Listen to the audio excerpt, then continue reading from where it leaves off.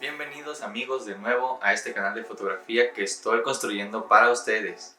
Hoy les tengo 5 consejos para fotógrafos principiantes. Pero antes que nada les quiero decir una cosa. La cámara solamente es la herramienta para sacar la fotografía que tú tienes pensada aquí en tu mente. No lo olvides, no importa qué cámara tengas, si es de un celular, si es una cámara APS-C. Recuerda que todo lo que tú puedes hacer con tu cámara está en tu mente. Ahora, sin más preámbulos, consejo número 1. El triángulo de exposición. ¿Qué es el triángulo de exposición? Bueno, consta de 3 elementos. Necesitas la apertura de tu lente, la velocidad de obturación y el ISO.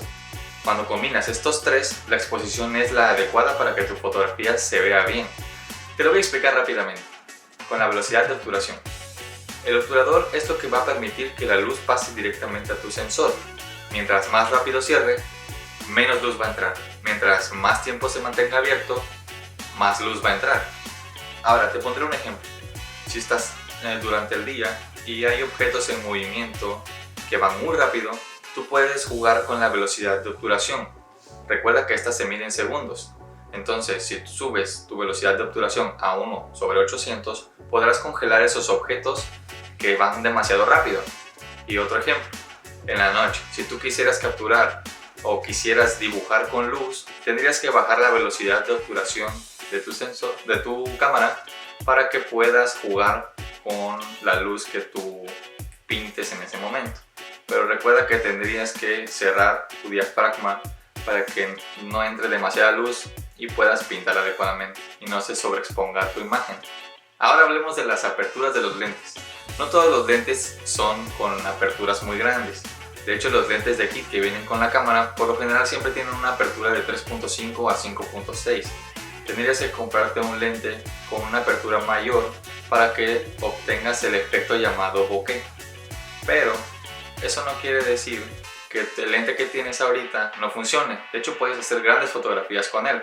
Solo tendrías que aprender cómo usarlo correctamente. Ahora, ¿qué pasa cuando tienes una apertura muy grande? Tienes el bokeh que tú deseas, el desenfoque que se ve atrás del sujeto, pero lo que va a pasar es que tu sujeto deberá de no moverse porque si no tu imagen va a salir desenfocada. Cuando tienes una apertura muy grande, por lo general el enfoque solamente es en una parte y no se ve nitidez en el resto. Entonces, si tu sujeto se mueve o tu objeto se mueve, dependiendo de lo que vayas a fotografiar, perderás la nitidez de tu objeto o sujeto. Ahora, si quieres tener la mayor nitidez en tu objeto o sujeto, deberás cerrar tu diafragma como a 3, dependiendo, como a 2.8, 3.5, dependiendo qué tanta nitidez desees, pero esto hará que el desenfoque o el bokeh no se note tanto. Ahora hablemos del ISO. El ISO es la cantidad de luz que tú le vas a decir a tu sensor que pase a tu cámara.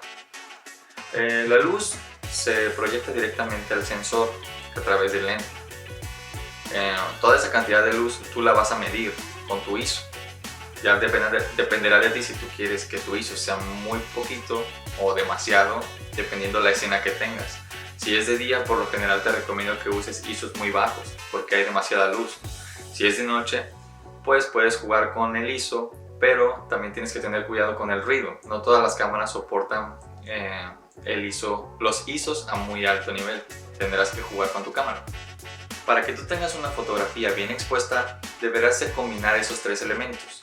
Deberás tener la cantidad de ISO adecuado, deberás tener una velocidad de obturación adecuada y la apertura de tu lente. Así podrás tener la exposición adecuada para tu fotografía. Consejo número 2. Composición. La composición consta de varios elementos para que tu imagen sea homogénea. Color, contraste, tipos de vestuario, horizonte, ley de tercios, muchas cosas conforman la composición y eso va a hacer que tu fotografía sea muy atractiva. Supongamos que quieres retratar un día lluvioso.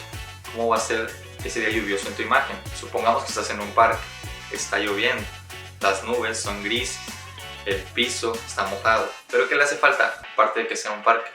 Bueno, pues ¿qué tal si hay una mujer que acaba de perder su sombrilla? Pero ¿qué otra cosa? Bueno, ¿qué tal si hay un hombre que la está cubriendo con otra sombrilla y el otro lado de la imagen se ve como la sombrilla de la chica sale volando? Ya te está contando una historia, ya te está diciendo que la chica estaba en un día lluvioso por el fuerte viento quizás, o por la misma lluvia perdió su sombrilla y el hombre la está tapando con ella. Esa es una historia, te está contando una historia, y todo eso tiene que ver con composición. Tercer consejo. Este ya no es un consejo tanto técnico, más bien es como una perspectiva de cómo yo veo las cosas. Acércate al sujeto. No todo el tiempo tenemos que estar fotografiando en planos abiertos o en el mismo plano. Muévete, busca otros ángulos. Tienes que encontrar otro tipo de... Tienes que visualizar más bien otro tipo de imagen. O sea, no solamente la hagas de la misma forma. Puedes buscar otros ángulos, tal vez te agaches, tal vez la tomas en cenital, tal vez la tomas desde un lado, tal vez horizontal, tal vez perfil, y eso va a hacer que la imagen luzca diferente y puede llevarte a hacer grandes fotografías. Consejo número 4. No dejes de tomar fotos nunca. La práctica es el maestro, tienes que practicar todo el tiempo. Yo entiendo que ahorita estamos en tiempos de coronavirus, pero realmente puedes practicar con lo que sea en tu casa. Puedes practicar con la comida que tienes si no sabes hacer fotografía de comida, que es realmente muy difícil. A mí no me sale realmente y practico todo el tiempo y aún así me cuesta mucho trabajo. Pero si no tienes a alguien con quien hacer fotografías, pues te puedes hacer fotos a ti mismo. Ahora me puedes decir, ok, pero es que me da pena. No tengas pena. Te pones frente a la cámara y así podrás practicar tus poses, y esas mismas poses que tú haces o que practicas viendo a otros modelos hacerlas, tú puedes enseñárselas a tus modelos en algún momento, y eso va a hacer que tú ya puedas comprender cómo funciona posar ante la cámara y le vas a perder el miedo. Ahora, si realmente no te gusta salir ante la cámara, pues puedes ocupar objetos para practicar. Punto número 5. Entra a grupos de fotografía. Realmente necesitas que otros fotógrafos critiquen tus fotos para saber si realmente lo estás haciendo bien o no. Yo estoy en varios grupos de fotografía y no constantemente, pero a veces subo mis fotos y a algunas ocasiones les gusta mucho y otras ocasiones las critican mucho. Realmente no siento mal, realmente me ayuda a mejorar mi fotografía. No tengas miedo porque te critiquen tus fotos. Ahora, hay fotógrafos que realmente ni siquiera saben cómo hacer una crítica constructiva. Solamente te dicen, no me gusta y ya, pero eso realmente no aporta nada. Está bien que no te guste, la fotografía no tiene que gustarle a todos. Pero si tú no me estás diciendo algo con lo que yo pueda mejorar, entonces eso no funciona. Entonces, te recomiendo que entres a grupos de fotografía y que te critiquen tus fotos. Y bueno, chicos, estos son los consejos que les doy para fotógrafos principiantes. Espero que les puedan servir de mucho. No todos son consejos técnicos. Sí te recomiendo que todo el tiempo estés haciendo fotos. Te recomiendo que no te rindas tan fácil porque no te salga la primera. A nadie le sale la primera. Nadie nació sabiendo. Tienes que practicar constantemente. Entonces, espero que te haya gustado el video. Apóyame suscribiéndote y dale un like si te gustó. Y nos vemos hasta la próxima. ¡Hasta luego!